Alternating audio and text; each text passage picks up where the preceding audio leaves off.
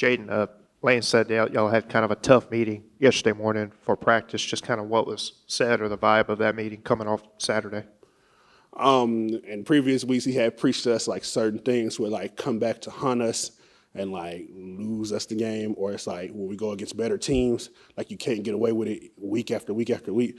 And it was just more of like really emphasizing that again, like some of the stuff we did in previous weeks that wasn't really good enough, but we still got through and won the game. Like it worked then, but of course, when you go against a team like Georgia, well coached, good players and all that stuff, you can't make up for that when against better teams. Like if it's a lesser team in the past compared to a team like Georgia. Did you see the guys respond through yesterday's practice after that? Yeah, nobody was very happy about what happened because it's like I said, like me personally, I feel like it's a game we should have won. Like it was a game for 3 quarters, like especially offensively. First 5 drives, we put up 5 touchdowns, and we just stall out. So it's kind of like nobody's happy about it. So on to Oklahoma and go try to beat him. You guys haven't really given up many sacks lately. How well do you think this offensive line is playing right now? I think we're playing real good together.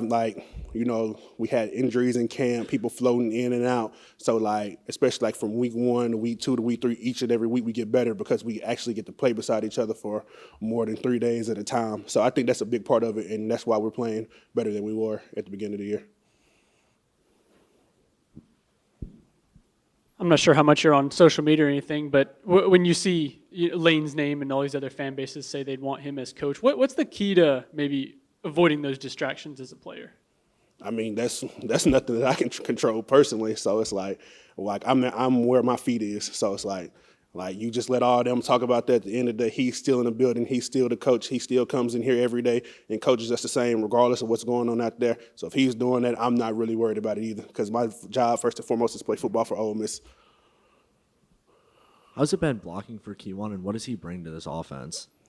Just explosiveness. I think it's a different type of back there. Not the biggest, but just a violent runner. When he gets out there, you get him in space. He makes the first people, even when we're not blocking the best or we're not, we misfit on somebody or we're not spotted right, he can make up for it because he's such a violent runner. He breaks tackles. He makes people miss. But when we do have stuff blocked up right, it's even better because you get him in space and you let him eat. And he does what he does. Who are some of the guys, I guess, maybe leaders, kind of speaking up and kind of make sure y'all rally together after Saturday? I think the biggest ones people like Trinidad and TJ Dottery, and it's I say TJ Dottery more than anything because each and every week we have our little player-led owners meeting, and he speaks every week, and it's just he preaches how he has to be better. He's done it from fall camp, from the summer. It's just a constant thing each and every week. So I say him. How are you personally progressing this season? I know coming in, still dealing with that injury throughout fall camp and now trying out new positions as the season started. Where are you at personally, and how are you evaluating your play throughout the season so far? I think personally, of course, I missed a lot of camp too, so coming back into Georgia State wasn't in the best shape. I even had to knock the rust off a little bit. But I think me personally, I think this is the best football I've played since I've been here. Out of the 7 games we played, I'm really unhappy with both. I'm unhappy with 1 game that I played, and I feel like you can always be better each and every week, and it's just about me getting better at the little things that I feel like I'm struggling on still, even going into week 8, week 9, or whatever week it is. Jayden, how good are they? When you look at them, how good are they? What impresses you about Oklahoma? I think, of course, I say first and foremost the depth they have because they do play a lot of people, and that's the edge, that's interior, and when you got a team that got 31 sacks, that's impressive. I don't care who you are because it's hard to get a sack, especially in this conference, and it's hard, especially 31. So they got good defensive ends, good people that rotate in, good defensive tackles. That's a lot of good, and that's from backer, the nickel positions. It's just a lot of good on their defense that stands out. As I was walking in, I heard you guys practicing with the crowd noise and the band going through the speakers. How helpful is that type of practice translate to a game?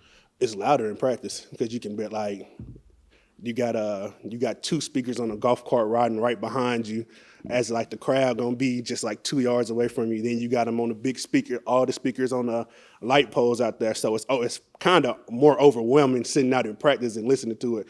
So when you get in the game, it's really easy because in practice it's so loud, you have to be focusing and locked in and hear the clap so we can actually get work done. So but when we get in the game, it's really you're already locked in. Like, you won't hear it in the game because it's so loud in practice. It's really frustrating out in practice more than it is in the game. You've played a lot of football, up to this point. Does the Oklahoma D-line remind you of any team, or they just kind of stick out on their own? Just the defensive line in particular. I say this is like our group last year more than anything. You got all the production up there in the front. You got good players who are young. You got experienced players. Like, you just got a whole lot. So I think it'll be more of a, not a specific other team, more of our team last year in terms of production and what they have on their D-line. Being one of the veteran guys, what is your message to yourself and maybe to your offensive line and your offensive unit after a game like Georgia, which is a close one but a heartbreaking loss nonetheless for you? I don't think we can get down, of course. I mean, we did, like I said, first 5 drives to score 5 touchdowns. We just started out the end. It's not like we did anything particularly bad, and it's not one of those things where you can just, like, let the wheels fall off. And I've told some of my teammates, it's like, if y'all remember in 2022, started off 7-0, lost the game, go 8-1, and then we lose a tough one to Bama that year, and just the wheels fall off and we finish 8-5. You can't let that happen because, like, if you let that happen, especially with a lot of football left, like, 6-1, we have 5 games left. You can't, like, have that mindset. It's like, oh, we lost to Georgia. This is the end, this and that. You can't do that. Like, you have to stick to it, keep working, keep progressing, because it's a new team this week. Like, you got to let that go. Like, each and every week, you just can't hold on to stuff like that. Of course, it's a heartbreaker. Of course, you want to win that. But, like, at the end of the day, 5 games left, and you don't want the wheels to fall off game 8 of the year and just lose the rest.